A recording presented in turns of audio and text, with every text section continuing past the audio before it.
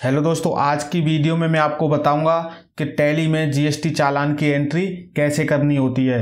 क्योंकि मोस्टली लोग जिस तरीके से एंट्री को करते हैं वो तरीका सही नहीं है। टाइम टू टाइम टैली अपने आप को अपग्रेड करता रहता है, तो आपको भी उसके साथ अपग्रेड रहना चाहिए ताकि आप नया और सही तरीका जान सको।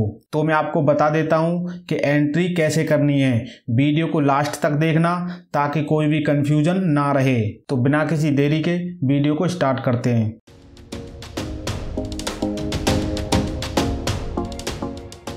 ये एक जीएसटी चालान है जो कि मैंने गवर्नमेंट को पे किया है, तो इसी की एंट्री आज हम यहाँ पे करेंगे। जीएसटी चालान में कई सारे कॉलम होते हैं, जैसे टैक्स का कॉलम हो गया, इंटरेस्ट का कॉलम हो गया, पेनल्टी का कॉलम और फीस का कॉलम। इस तरह से ये कॉलम दिए हुए होते हैं जिनमें कि हमें टैक्स डिपॉजिट करना होता है। जैसे टैक्स में टैक्स डिपॉजिट कराते हैं, इंटरेस्ट है तो इंटरेस्ट डिपॉजिट कराते हैं, ऐसे ही पेनल्टी और फीस के लिए भी अलग अलग कॉलम दिए हुए हैं। एंड मैंने जो चालान डिपॉजिट किया है आप देख सकते हैं, टैक्स के साथ साथ मैंने यहाँ पे इंटरेस्ट में भी कुछ अमाउंट पे किया है, तो आपको यहाँ पे कुछ समझने में आसानी होगी।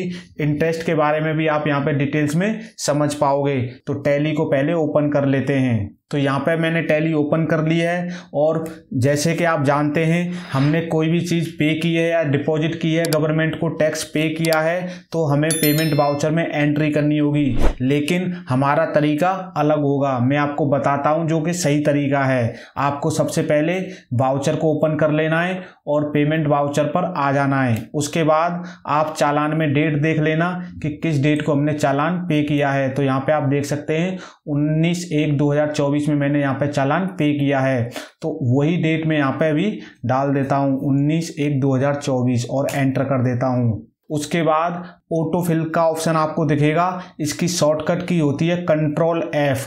जैसे ही आप Ctrl+F करेंगे तो आपके सामने यहाँ पे दो ऑप्शन दिखेंगे, पेरोल ऑटोफिल और स्टेट पेमेंट। तो हमें स्टेट पेमेंट को सिलेक्ट कर लेना है और एंटर कर देना है। इसके बाद टैक्स टाइप में आपको सिलेक्ट करना है कि आपने जीएसटी, टीसीएस या टीडीएस में से क्या पे किया है। तो आपको जीएसटी सिलेक्ट कर लेना है क्योंकि अभी हमने ये जीएसटी का ही चालान डिपॉजिट किया है। उसके बाद टाइप ऑफ पेमेंट में आपको सिलेक्ट करना होगा कि ये टैक्स रिवर्स चार्जेस था या tax other than reverse charges था। एंड अगर आपने कोई इंटरेस्ट पे किया है तो इंटरेस्ट में दिखाएंगे और लेट फी में पे किया है तो लेट फी में। इस तरह से आपको यहाँ पे ये ऑप्शन सिलेक्ट कर लेने हैं। लेकिन मैंने टैक्स के साथ इंटरेस्ट पे किया है तो मैं टैक्स ही यहाँ पे सिलेक्ट करूँगा और एंटर कर दूंगा। उसके बाद आपसे पीरियड पूछा जाएगा कि आपने जो चालान पे किया है वो किस पीरियड का है, तो आपको वो पीरियड सिलेक्ट कर लेना है। जैसे मैंने अगर जनवरी में चालान पे किया है तो ऑब्वियस सी बात है कि वो दिसंबर का ही होगा, तो मैंने यहाँ पे दिसंबर सिलेक्ट कर लिया और इसको एंटर करके मैं आगे बढ़ जाता हूँ। उसके बाद आप देख सकते हैं statutory payment for GST, payment type आपका tax other than reverse charges, इस तरह से यहाँ पे आ जाएगा। अब सबसे पहले जो हमें करना है, सप्लायर इनवॉइस रेफरेंस नंबर, हमें यहाँ पे कुछ नहीं डालना, मैं इसको ब्लैंक छोड़ देता हूँ और एंटर करके आगे बढ़ जाता हूँ। पर्टिकुलर में हमें क्या सिलेक्ट करना है मैं आपको बता देता हूँ कि टैक्स हमने किस किस हेड में पे किया है वही हमें यहाँ पे सिलेक्ट करना पड़ेगा। जैसे सीजीएसटी मैंने 1921 रुपये पे किए हैं, तो सबसे पहले मैं यहाँ पे सेंट्रल जीएसटी को सिलेक्ट कर लूँगा और एंटर कर दूंगा और उसमें अमाउंट मेरे को डालना है वो 1921 है। उसके बाद मैं एंटर करता हूं और यहाँ पे मैं डेबिट सिलेक्ट करूंगा और एंटर कर दूंगा। नेक्स्ट मैंने जो डिपॉजिट किया है एसजीएसटी में, तो यहाँ पे मैं स्टेट जीएसटी सिलेक्ट कर लेता हूं और एंटर कर देता हूं। इसमें भी अमाउंट मेरा सेम रहेगा 1921 रुपये। देन यहाँ क्रेडिट को फिर से मेरे को डी प्रेस करके डेबिट कर देना है और एंटर कर देना है। उसके बाद आईजीएसटी में मैंने 3300 रुपये, तो आईजीएसटी में यहाँ पे सिलेक्ट कर लेता हूँ और उसके बाद 3300 रुपये यहाँ पे मैं डाल देता हूँ। अब आप देख सकते हैं कि मैंने ये टैक्स में जो अमाउंट है वो सारे फिल कर दिए, लेकिन इंटरेस्ट अमाउंट मेरा अभी भी यहाँ पे रह गया है। तो मैं क्या करता हूँ, इंटरेस्ट अमाउंट के लिए पहले मैं क्रेडिट जो यहाँ पे आया इसको डेबिट कर लेता हूँ और एंटर कर देता हूँ। और जो इंटरेस्ट अमाउंट है वो हमारे इंटरेस्ट में ही जाएगा, तो मैंने ऑलरेडी यहाँ पे इंटरेस्ट के नाम से बना के रखा हुआ है।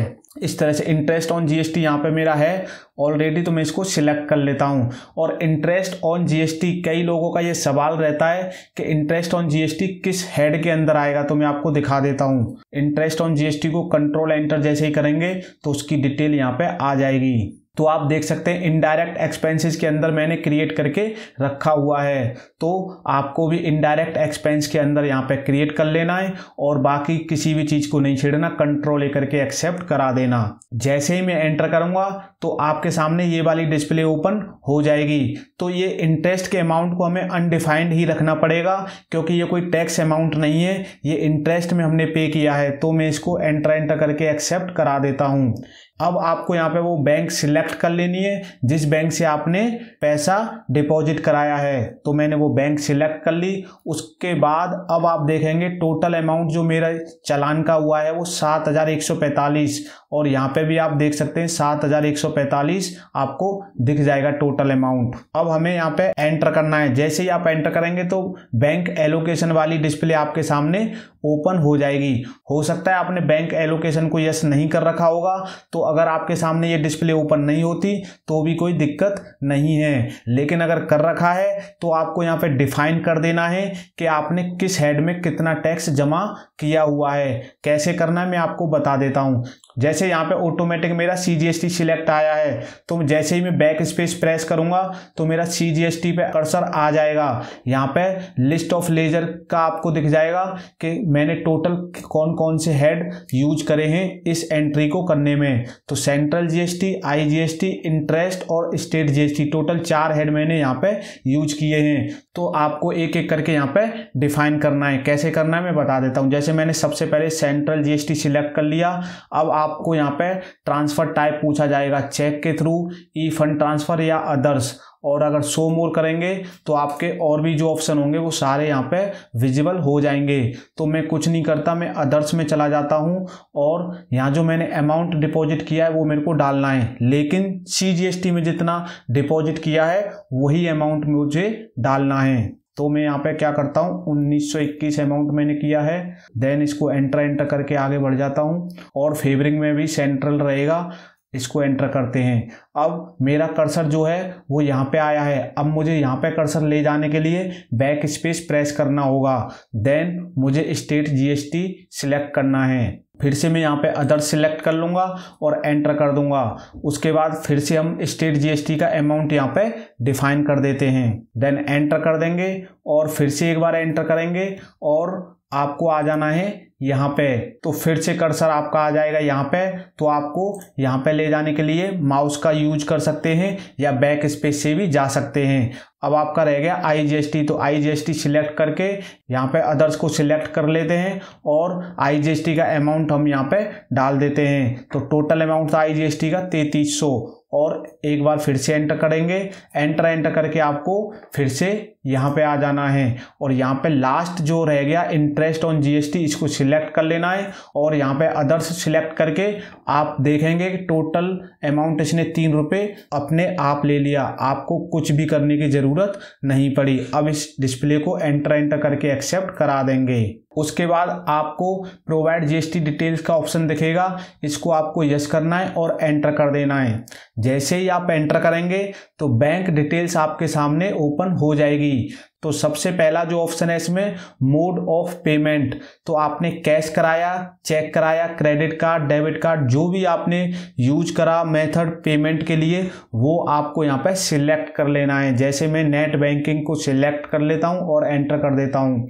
उसके बाद नेम ऑफ द बैंक, जो भी बैंक है उसका नाम आपको यहाँ पे डाल देना है। देन आपको एंटर करना है और कॉमन पोर्टल आइडेंटिफिकेशन नंबर यानी CPIN नंबर आपको यहाँ पे डालना है। और ये नंबर आपको कहाँ पे मिलेगा, चालान के ऊपर CPIN नंबर आपको यहाँ पे देखने को मिल जाएगा। तो ये मैंने ऑलरेडी वर्ड में कॉपी करके रखा हुआ है, तो मैं यहाँ से इसको कॉपी कर लेता हूँ और यहाँ पे पेस्ट कर देता हूँ। इसके बाद जैसे ही एंटर करेंगे तो चालान आइडेंटिफिकेशन नंबर यानी CIN, ये भी आपको चालान पे ही मिलेगा। कौन सा नंबर होता है, ये वाला।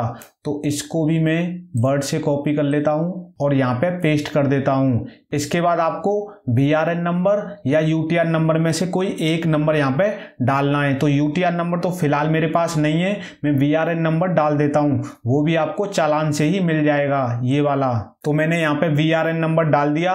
उसके बाद आपको एंटर करना है और पेमेंट डेट आपको यहाँ पे डाल देनी है, जो कि हमने 19/1/2024 को पेमेंट की थी, तो वो डेट मैंने यहाँ पे डाल दी और एंटर कर देंगे। अब आपको नरेशन डाल देनी है, जो भी नरेशन आपको सूटेबल है वो आप यहाँ पे डाल देंगे। तो यहाँ पे मैंने नरेशन डाल दी। उसके बाद आपको कुछ नहीं करना, एंटर करके यहाँ से इसको एक्सेप्ट करा देना है। तो आपकी GST चालान की एंट्री परफेक्ट तरीके से हो चुकी है, जो कि सही तरीका था, मैंने आपको वो बताया है। जब भी आप GST चालान की एंट्री करोगे तो इसी तरीके से करोगे। एंड TDS की चालान की एंट्री और TCS चालान की एंट्री भी आप अगर पुराने तरीके से करते हो, जो कि एकदम बेकार तरीका है, तो उसको भी मत करना। उसके लिए भी मैंने वीडियो बना दी है, तो आप मेरे चैनल पर जाएंगे तो वो वीडियो आपको वहां पे मिल जाएगी। तो दोस्तों इस वीडियो में इतना ही, मिलते हैं ऐसी किसी नई वीडियो में नई जानकारी के साथ। तब तक के लिए आप सभी अपना बहुत बहुत ख्याल रखें।